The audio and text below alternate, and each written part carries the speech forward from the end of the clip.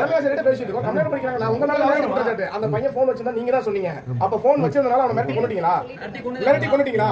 உங்க மேல தான் எங்க சந்தேகமே. நீங்க போன் வச்சிருக்கான்னு சொன்னதே நீங்க தான். நீங்க தான் மிரட்டி கொண்டுருக்கீங்க. நீங்க தான் மிரட்டி கொண்டுருக்கீங்க. ஏன்னா அப்ப போன் வச்சிருந்தனால கொலை பண்ணிட்டீங்களா? நீங்க பண்ணீங்களா?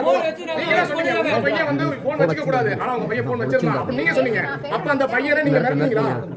போன் வச்சிருந்த பையனை அப்புறம் எப்படி நீங்க சொல்லலாம்? அப்படி போன் வச்சிருந்தான்னு சொன்னீங்க நீங்க தான். நான் கிளாஸ் டீச்சர் அவன் நல்லா படிப்பான்னு நீங்க தான் சொன்னீங்க. இந்த ஸ்கூல்ல போன் வச்சுக்க கூடாது, போன் அலோட் கிடையாதுன்னு சொன்னீங்க. அப்ப போன் வச்சிருந்தா நானே ஒத்துக்கிறோம். நேத்து போன்ல அப்பா அம்மாட்ட பேசினது நானே பிரஸ் முன்னாடி சொல்லிருக்கோம். அப்பா அம்மா சொல்லிருக்காங்க. ரெக்கார்டிங் உட்பட இருக்கு. நான் கேக்குறது போன் வச்சிருந்ததுனால நீங்க அவனை நடத்தி கொண்டுட்டீங்களா இல்ல நீங்களே பண்ணிட்டீங்களா?